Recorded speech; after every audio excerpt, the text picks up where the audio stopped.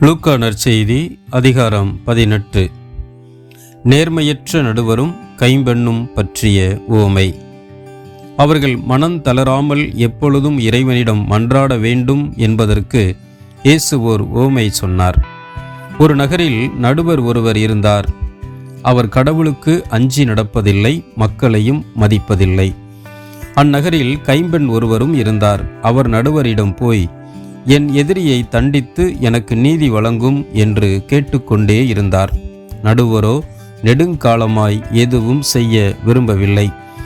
பின்பு அவர், நான் கடவுளுக்கு அஞ்சுவதில்லை, மக்களையும் மதிப்பதில்லை, என்றாலும் இக்கைம்பெண் எனக்கு தொல்லை கொடுத்து கொண்டிருப்பதால் நான் இவருக்கு நீதி வழங்குவேன், இல்லையானால் இவர் என் உயிரை வாங்கிக் கொண்டே இருப்பார் என்று தமக்குள்ளே சொல்லிக் கொண்டார். பின் ஆண்டவர் அவர்களிடம், நேர்மையற்ற நடுவரே இப்படி சொன்னார் என்றால், தாம் தேர்ந்து கொண்டவர்கள் அல்லும் பகலும் தம்மை நோக்கி கூக்குரலிடும்போது கடவுள் அவர்களுக்கு நீதி வழங்காமல் இருப்பாரா? அவர்களுக்கு துணை செய்ய காலம் தாழ்த்துவாரா? விரைவில் அவர்களுக்கு நீதி வழங்குவார் என நான் உங்களுக்கு சொல்கிறேன். ஆயினும் மானிட மகன் வரும்போது மண்ணுலகில் நம்பிக்கையை காண்பாரோ என்றார். பரிசேயரும் வரி தண்டுபவரும் பற்றிய உவமை. தாங்கள் நேர்மையானவர்கள் என்று நம்பி மற்றவர்களை இகழ்ந்து ஒதுக்கும் சிலரை பார்த்து இயேசு இந்த உவமையை சொன்னார்.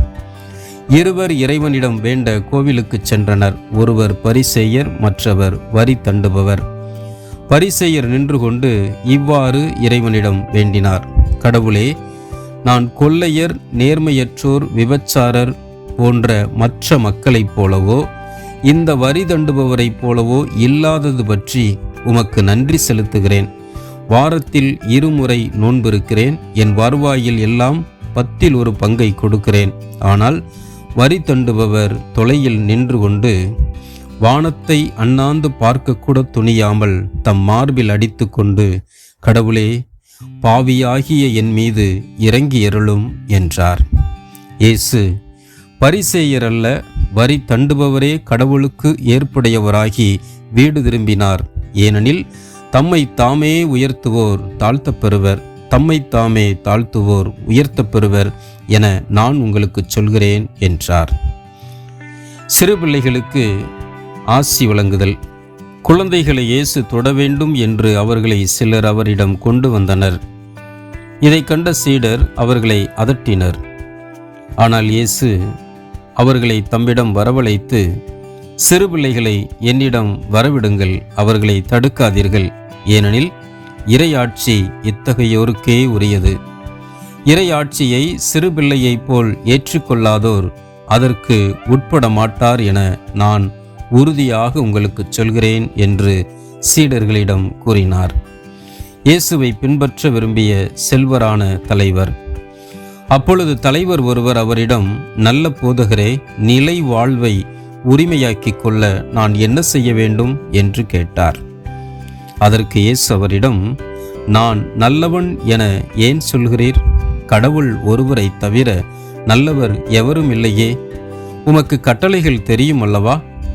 விபச்சாரம் செய்யாதே, கொலை செய்யாதே, களவு செய்யாதே, பொய்ச் சான்று சொல்லாதே, உன் தாய் தந்தையை மதித்து நட என்றார். அவர் இவை அனைத்தையும் நான் இளமையிலிருந்தே கடைப்பிடித்து வருகிறேன் என்றார். இதை கேட்ட இயேசு அவரிடம், உமக்கு இன்னும் ஒன்று குறைபடுகிறது. உமக்குள்ள யாவற்றையும் விற்று ஏழைகளுக்கு கொடும். அப்போது விண்ணகத்தில் நீர் செல்வராயிருப்பீர். பின்பு வந்து என்னை பின்பற்றும் என்றார். இவற்றை கேட்டு அவர் மிகவும் வருத்தமுற்றார். ஏனெனில் அவர் மிகுந்த செல்வம் உடையவராய் இருந்தார். அவர் மிகவும் வருத்தமுற்றதை பார்த்த இயேசு, செல்வர் இறையாட்சிக்கு உட்படுவது எவ்வளவு கடினம்! செல்வர் ஒருவர் இறையாட்சிக்கு உட்படுவதை விட ஊசியின் காதில் ஒட்டகம் நுழைவது எளிது என்றார். இதை கேட்டவர்கள், பின் யார்தான் மீட்பு பெற முடியும் என்று கேட்டார்கள். இயேசு, மனிதரால் இயலாதவற்றை கடவுளால் செய்ய இயலும் என்றார். பேதுரு அவரிடம், பாரும், எங்கள் உடைமைகளை விட்டுவிட்டு நாங்கள் உம்மை பின்பற்றினோமே என்றார். அதற்கு அவர் அவர்களிடம், உறுதியாக உங்களுக்கு சொல்கிறேன், இறை ஆட்சியின் பொருட்டு வீட்டையோ மனைவியையோ சகோதரர் சகோதரிகளையோ பெற்றோரையோ பிள்ளைகளையோ விட்டுவிட்டவர் எவரும் இம்மையில் பன்மடங்கும் மறுமையில் நிலை வாழ்வும் பெறாமல் போகார் என்றார். இயேசு தம் சாவை 3ஆம் முறை முன்னறிவித்தல். இயேசு 12 தம் அருகில் அழைத்து அவர்களிடம், இப்பொழுது நாம் எருசலேமுக்கு செல்கிறோம். மானிட மகனை பற்றி இறைவாக்கினர் வாயிலாக எழுதப்பட்டவை யாவும் நிறைவேறும். அவர் பிற இனத்தவரிடம் ஒப்புவிக்கப்படுவார். அவர்கள் அவரை ஏளனம் செய்து அவமானப்படுத்தி அவர் மீது துப்புவார்கள். அவர்கள் அவரை சாட்டையால் அடித்து கொலை செய்வார்கள். ஆனால் 3ஆம் நாளில் அவர் உயிர்த்தெழுவார் என்றார். இவற்றில் எதையும் அவர்கள் புரிந்து கொள்ளவில்லை. அவர் கூறியது அவர்களுக்கு மறைபொருளாக இருந்தது. ஏனெனில் அவர் சொன்னது என்னவென்று அவர்களுக்கு தெரியவில்லை. பார்வையற்ற ஒருவர் பார்வை பெறுதல். இயேசு எரிகோவை நெருங்கி வந்தபோது பார்வையற்ற ஒருவர் வழியோரமாய் உட்கார்ந்து பிச்சை எடுத்து கொண்டிருந்தார். மக்கள் கூட்டம் கடந்து போய்க் கொண்டிருந்ததை கவனித்த அவர், இது என்ன என்று வினவினார். நாசரேத்து இயேசு போய்க் கொண்டிருக்கிறார் என்று அவருக்கு தெரிவித்தார்கள். உடனே அவர், இயேசுவே, தாவீதின் மகனே, எனக்கு இரங்கும் என்று கூக்குரலிட்டார். முன்னே சென்று கொண்டிருந்தவர்கள் அமைதியாயிருக்குமாறு அவரை அதட்டினார்கள். ஆனால் அவர், தாவீதின் மகனே, எனக்கு இரங்கும் என்று இன்னும் உரக்க கத்தினார். இயேசு நின்று அவரை தம்மிடம் கூட்டி வரும்படி ஆணையிட்டார்.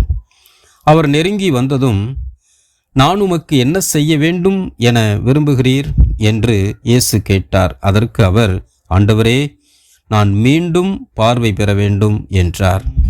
இயேசு அவரிடம், பார்வை பெறும், உமது நம்பிக்கை உம்மை நலமாக்கிற்று என்றார். அவர் உடனே பார்வை பெற்று கடவுளை போற்றி புகழ்ந்து கொண்டே இயேசுவை பின்பற்றினார். இதை கண்ட மக்கள் யாவரும் கடவுளை புகழ்ந்தனர்.